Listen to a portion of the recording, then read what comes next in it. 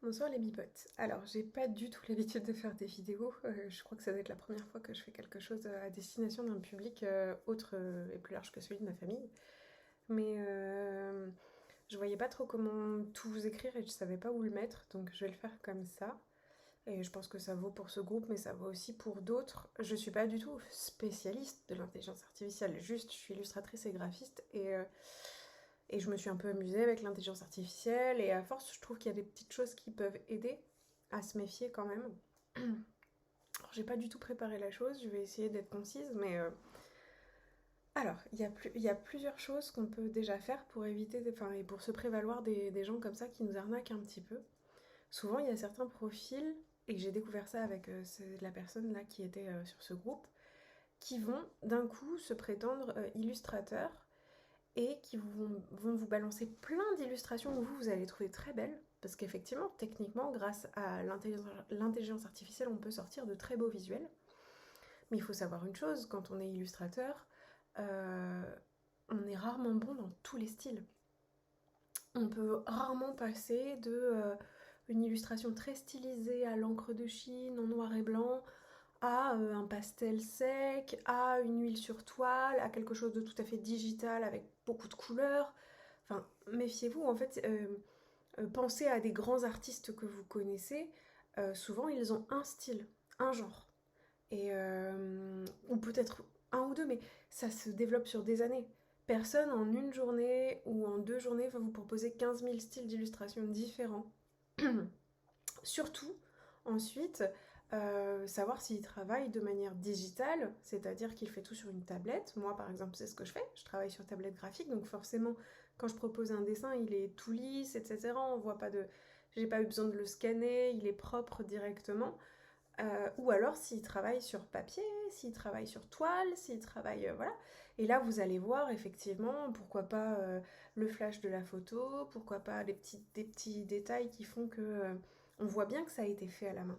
Et vous verrez beaucoup d'illustrateurs de bonne qualité qui souvent s'amusent à mettre en scène leurs dessins faits main en posant par exemple leur crayon à côté de l'illustration, en laissant quelques traits ou quelques miettes de gomme. Enfin, voilà, méfiez-vous de ce qui est trop propre. Méfiez-vous de voilà, des gens qui vous proposent tout un tas de styles hallucinants, parce que c'est beaucoup de travail l'illustration. On ne peut pas tout faire. Voilà.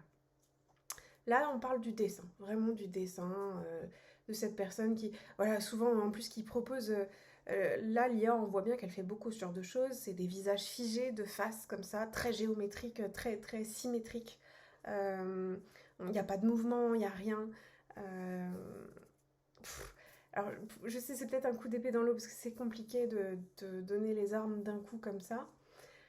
Mais voilà pour ce qui est des choses qui sont de l'ordre du dessin.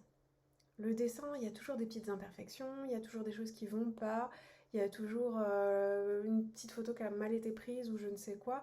On vous balance pas 50 styles différents, toujours parfaitement pris, etc. Ça a été généré par intelligence artificielle, c'est purement numérique et ça se voit. En tout cas, c'est purement numérique, ça c'est sûr.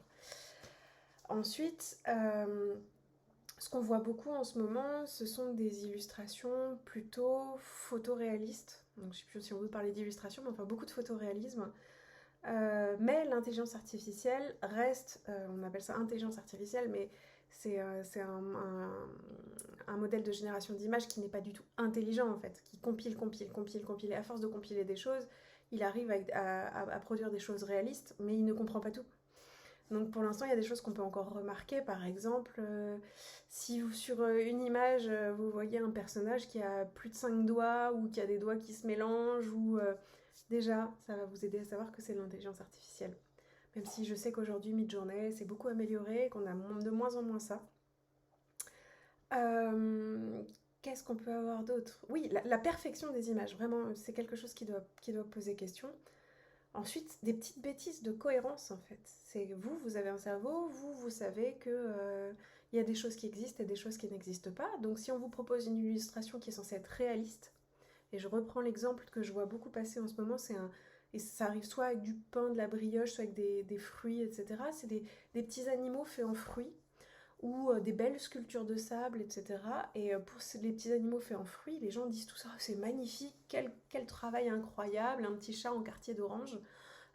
absolument ultra réaliste. Et puis vous regardez une des oranges qui est posée de côté sur le visuel, bah, c'est une orange avec un cœur de pêche. Moi je connais pas encore l'orange avec un cœur de pêche en fait. Ça n'existe pas. Ça demande d'aiguiser un petit peu son œil, mais ça veut dire qu'il faut aussi repérer les incohérences dans l'image. Et se méfier des images trop lisses. Ouais, c'est très très lisse les images d'IA. Il y a pas de... Il n'y aura pas le défaut de, par exemple, quand on prend une photographie, parce qu'on a fait quelque chose soi-même, on peut avoir, je sais pas, un problème de luminosité, un bokeh, quelque chose, un contre-jour. Non, ces images-là, elles sont toujours parfaites. Et enfin, ben, le truc, c'est de vérifier, tout simplement. Vérifier qui a posté cette image, quand est-ce qu'il l'a faite, s'il se réclame de l'avoir faite, cette image.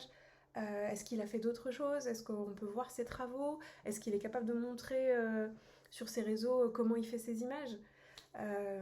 Voilà, ce personnage-là était pas dur à démasquer. Après, encore une fois, ce que je disais, c'est que c'est pas gravissime. Mais du coup, si certains d'entre vous se disent que, par exemple, ah oui, on dirait un grand artiste, donc je vais lui commander quelque chose, méfiez-vous vraiment là-dessus. Euh, voilà, c'était un peu long comme message. Je sais pas si ça a vraiment aidé parce que j'aurais dû un peu plus travailler là-dessus, réfléchir un peu plus pour vous expliquer ça mieux, le faire avec des images, mais ouais, moi j'ai un œil assez aiguisé là-dessus. Je sais que je me laisse pas avoir a priori, mais ça pourrait arriver, hein. L'IA est de plus en plus impressionnante. Mais l'IA aussi ne sait pas vraiment écrire pour l'instant. Donc si vous avez une image faite par intelligence artificielle avec des textes derrière et que vous voyez que les textes sont un peu bizarres, dites-vous que c'est sûrement de l'intelligence artificielle.